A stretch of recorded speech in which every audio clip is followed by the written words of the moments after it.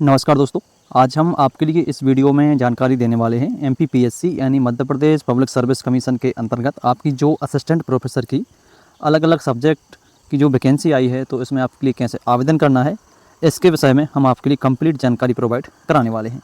सबसे पहले आपके लिए करना क्या है, कोई भी एक ब्राउज़र ओपन करके आपको यहाँ पर टाइप करना एमपीपीएससी। टाइप करने के बाद सिंपली सर्च कर देना है। सर्च करने के बाद इसकी जो ऑफिशियल वेबसाइट है, इस पर आपको सिंपली क्लिक कर देना है। चलिए दोस्तों, हम इस पर क्लिक कर देते हैं। जैसे आप इस पर क्लिक करेंगे तो आपके सामने कुछ इस प्रकार से पेज ओपन होगा। यहाँ पर आप देख सकते हैं राइट तरफ एक ऑप्शन दिखाई देगा आपको अप्लाई ऑनलाइन। इस वाले ऑप्शन पर आपको सिंपली क्लिक कर देना है। चलिए दोस्तों, हमने इस पर क्लिक कर दिया है। जैसे आप इस पर क्लिक करेंगे तो आपके सामने इस प्रकार से पेज ओपन होगा। यहाँ पर आप राइट तरफ देखेंगे लिखा है लिंक्स और नीचे है प्रिंट एप्लीकेशन। तो इस वाले ऑप्शन पर आपको सिंपली क्लिक करना है जहाँ पर लिखा है प्रिंट एप्लीकेशन। चलिए दोस्तों, मैंने इस पर क्लिक कर दिया है।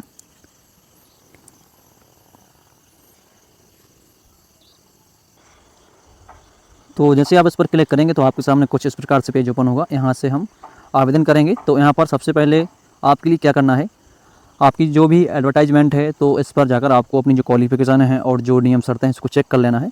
यहाँ पर हम आपके लिए जो संस्कृत सब्जेक्ट है इसमें आवेदन करके दिखाएंगे। इसी प्रकार आप अन्य सब्जेक्ट का भी अप्लाई यहाँ से कर सकते हैं।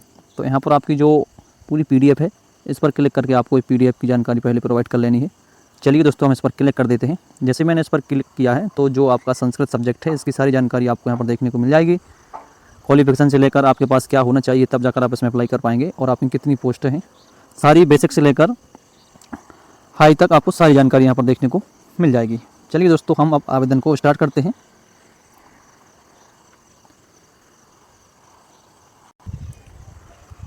तो यहाँ पर आप चेक कर सकते हैं लिखा है एप्लीकेशन फॉर्म। इसके राइट तरफ आपको देखने को मिलेगा इसकी जो दिनांक है स्टार्ट डेट, यानी 25 मई 2026 से आपके आवेदन स्टार्ट है, और आपकी जो अंतिम तिथि है फॉर्म भरने की 26 जून 2026 रहने वाली है। इसके आप राइट तरफ देखेंगे एक एक्शन के नीचे एक जो सिंबल है, इस पर आपको सिंपली क्लिक कर देना है। चलिए दोस्तों, हम इस पर क्लिक कर देते हैं। जैसे आप इस पर क्लिक करेंगे तो आपके सामने कुछ इस प्रकार से पेज ओपन होगा। आपके जो 3 विज्ञापन हैं यहाँ पर, तो इन सभी पर आपको क्लिक करना है, तब जाकर आप नेक्स्ट पेज पर जा पाएंगे। तो चलिए दोस्तों, हम इन सभी पर क्लिक कर देते हैं। क्लिक करने के बाद इनका अध्ययन भी आपके लिए करना है। ये आपका जो फर्स्ट नोटिफिकेशन आया था, इसके बाद आपका जो शुद्धि पत्र है, इस प्रकार से आपके शुद्धि पत्र और आए हैं, तो सारी जानकारी यहाँ पर मेंशन। इसके बाद अभ्यर्थी की जो घोषणा है, इस पर आपको सिंपली क्लिक कर देना है। चलिए दोस्तों, हम इस पर क्लिक कर देते हैं। क्लिक करने के बाद आपको थोड़ा सा यहाँ पर नीचे आना है। नीचे आने के बाद यहाँ पर लिखा है आई एक्सेप्ट, इस वाले ऑप्शन पर आपको सिंपली क्लिक कर देना है। चलिए दोस्तों, हम इस पर क्लिक कर देते हैं।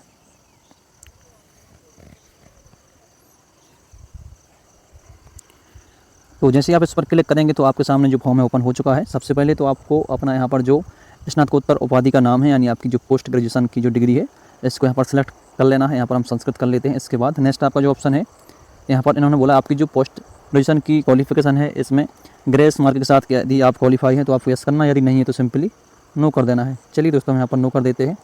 नेक्स्ट आपके सामने जो ऑप्शन है अतिथि विद्वान के रूप में किए गए कार्य का विवरण, यदि आप किसी भी यूनिवर्सिटी में गेस्ट टीचर के रूप में कार्यरत हैं तो आपको यस करना है, यदि नहीं है तो सिंपली नो पर क्लिक कर देना है।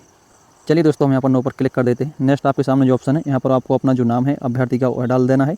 आप याद रखें, आप यहाँ पर जो भी जानकारी डालेंगे तो आपकी जो 10th की मार्कशीट है उसके हिसाब से सारी जानकारी आपको यहाँ पर मेंशन करनी है। इन्होंने यहाँ पर बोला भी है हाई स्कूल की अंक सूची में अंकित नाम ही दर्ज करें। इसके बाद अभ्यर्थी का मध्य नेम, आपका जो सरनेम है यानी अंतिम नेम है, वहाँ पर ये डालना है। नेक्स्ट है अभ्यर्थी का लिंग, मेल फीमेल जो भी आप यहाँ पर डाल सकते हैं। अभ्यर्थी की जन्मतिथि और पिता का नाम, माताजी का नाम। इसके बाद ये सारी जानकारी डालने के बाद आपको क्या करना है, थोड़ा सा नीचे आना है। यहाँ पर जो नेक्स्ट ऑप्शन आपको देखने को मिलेगा विवाह से संबंधित विवरण। यदि आपकी शादी हो चुकी है तो आपको यस पर क्लिक करना है, यदि नहीं हुई है तो सिंपली नो पर क्लिक कर देना है। चलिए दोस्तों, हम यहाँ पर नो पर क्लिक कर देते हैं।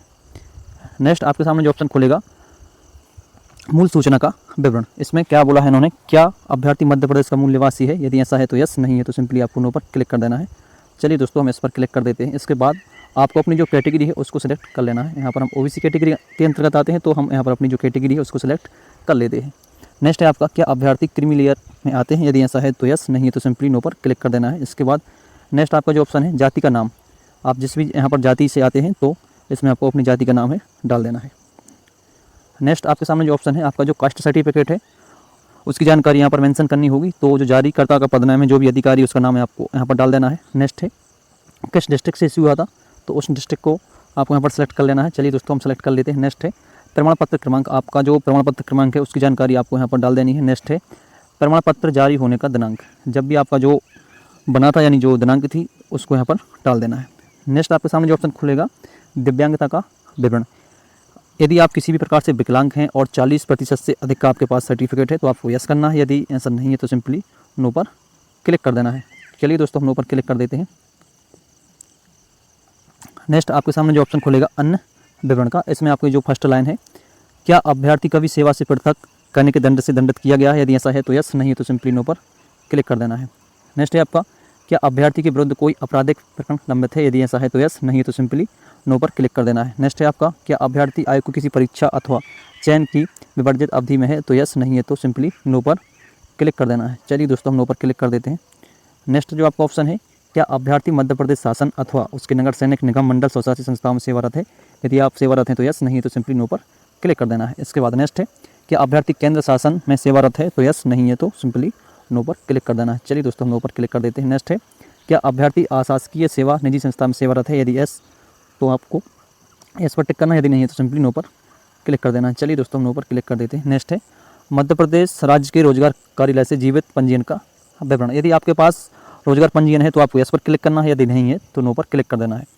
आप याद रखें आपको रोजगार पंजीयन आपको करवाना अनिवार्य ही रहेगा, तो इसलिए आपको यस पर क्लिक करके इसकी जानकारी मेंशन करनी है। यदि आप अभी यहाँ पर नो पर क्लिक करते हैं तब जाकर आपका जो सिलेक्शन इसमें हो जाएगा, इंटरव्यू के लिए आपको बुलाया जाएगा। उससे पहले आपको जो डॉक्यूमेंट डिपार्टमेंट में भेजने पड़ते हैं तो उसमें आपको रोजगार पंजीयन यहाँ पर भेजना पड़ेगा। तो इससे अच्छा है कि आप अभी अपना पंजीयन करा लें और उसकी जानकारी यहाँ पर मेंशन कर दें।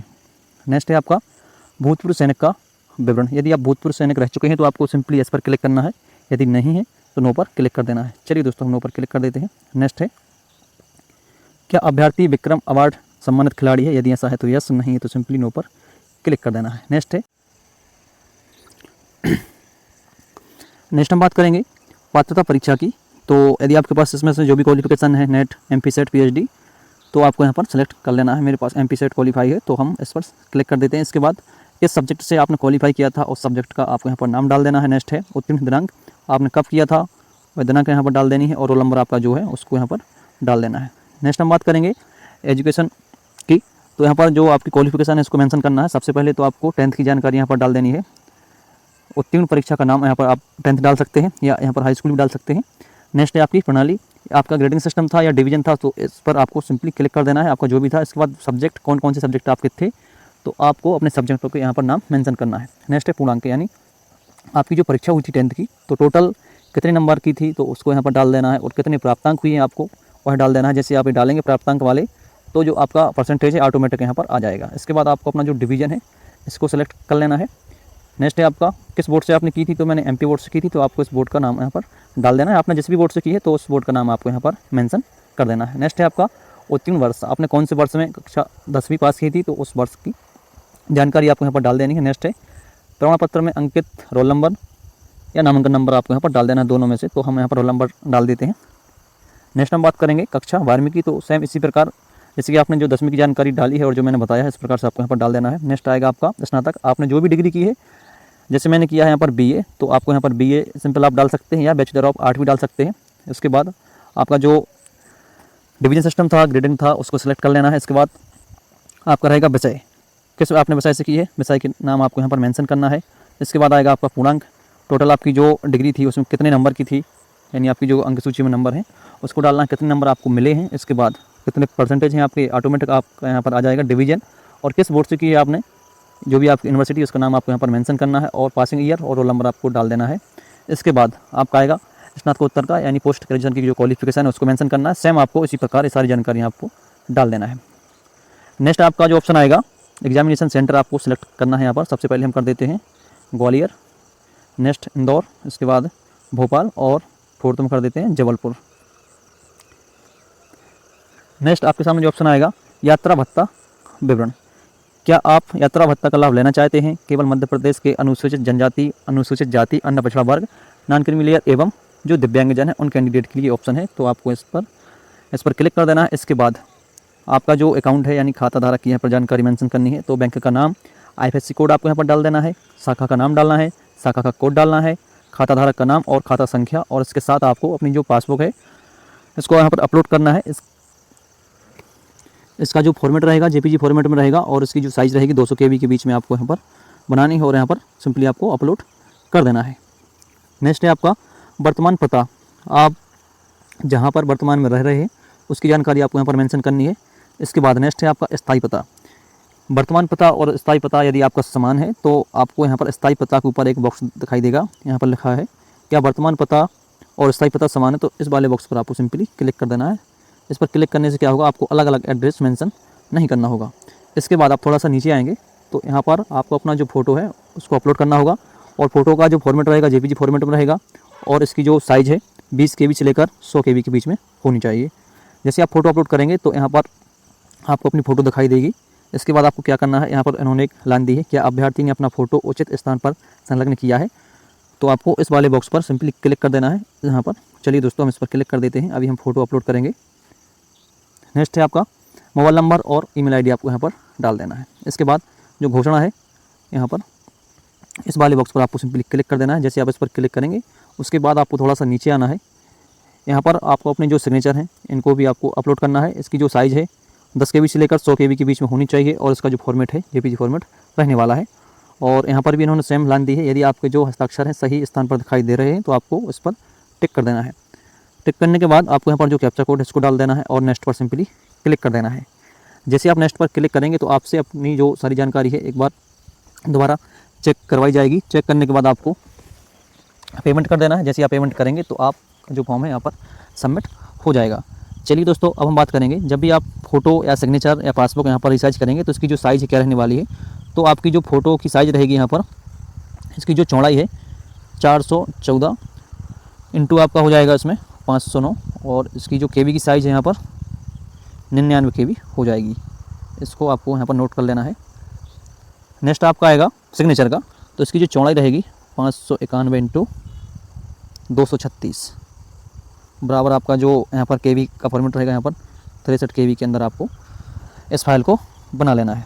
नेक्स्ट आपका आएगा पासबुक। पासबुक की जो साइज़ रहेगी यहाँ पर 800 से लेकर 700, और आपकी जो KB की साइज़ है यहाँ पर 85 KB लगभग आपकी होनी चाहिए। चलिए दोस्तों अब तो मैंने आपको बता दिया इसकी जो डायमेंशन आपको कैसे करना है। अब हम आपके लिए बता देते हैं कि किस वेबसाइट से आप फ़ोटो को यहाँ पर रिसाइज करेंगे। तो आपको सिंपली यहाँ पर क्रोम पर सर्च करना है PI7 इमेज। सिंपली आपको सर्च करने के बाद इस पर क्लिक कर देना है। चलिए दोस्तों हम इस पर क्लिक कर देते हैं। क्लिक करने के बाद यहाँ पर आपको एक ऑप्शन दिखाई देगा रिसाइज इमेज पिक्सल, इस वाले ऑप्शन पर आपको सिंपली क्लिक कर देना है। थोड़ी यहाँ पर प्रोसेस चल रही है, इसके बाद हम इस पर क्लिक करेंगे। इस वाले ऑप्शन पर आपको सिंपली क्लिक करना है रिसाइज इमेज पिक्सल। चलिए दोस्तों हम इस पर क्लिक कर देते हैं। क्लिक करने के बाद आपको अपनी जो इमेज है यहाँ पर सिलेक्ट कर लेनी है। चलिए दोस्तों हम इस पर पहले सिलेक्ट कर लेते हैं। तो यहाँ पर आप चेक कर सकते हैं, यहाँ पर मैंने एग्जाम्पल के तौर पर एक स्क्रीनशॉट यहाँ पर सिलेक्ट किया है। तो इसकी अभी जो चौड़ाई है 1080 है, और इसकी जो हाइट है यहाँ पर 2400 है। तो यहाँ पर इसकी जो चौड़ाई है इस प्रकार से आपको यहाँ पर घटा लेनी है। जैसे मैंने अभी पासबुक का आपको बताया था, इसकी चौड़ाई रहेगी 800 से लेकर 700 आपकी यहाँ पर हाइट हो जाएगी, और मैंने यहाँ पर जो KB का साइज़ बताया था आपका 85 KB। तो आपको यहाँ पर जो आउटपुट है इसमें JPG सेलेक्ट कर लेना है, और आपका जो इस वाला जो ऑप्शन है कंप्रेस इमेज टू, इस पर आपको क्लिक कर लेना है। क्लिक करने के बाद आप इमेज को जितने KB में बनाना चाहते हैं तो यहाँ पर आपको सिंपली टाइप कर देना है। टाइप करने के बाद आपको रिसाइज इमेज पर सिंपली क्लिक कर देना है। चलिए दोस्तों हम इस पर क्लिक कर देते हैं। जैसे हमने इस पर क्लिक किया है तो आपकी जो फ़ोटो है यहाँ पर आप चेक कर सकते हैं रिसाइज हो चुकी है। आपने यहाँ पर जितना भी KB डाला था, एक KB यहाँ पर कम हुआ है, कोई दिक्कत नहीं है। ऑटोमेटिक आपका जो है अपलोड यहाँ पर हो जाएगा। आपको यहाँ पर यदि इसका नाम देना है तो नाम दे सकते हैं, या सिंपली यहाँ पर डाउनलोड पर क्लिक करके आपको इसको डाउनलोड कर लेना है। मेरा वीडियो आपके लिए कैसा लगा कमेंट में ज़रूर बताएं। अब हम मिलते हैं नेक्स्ट वीडियो में। सभी भाई बहन के लिए जय हिंद, जय भारत।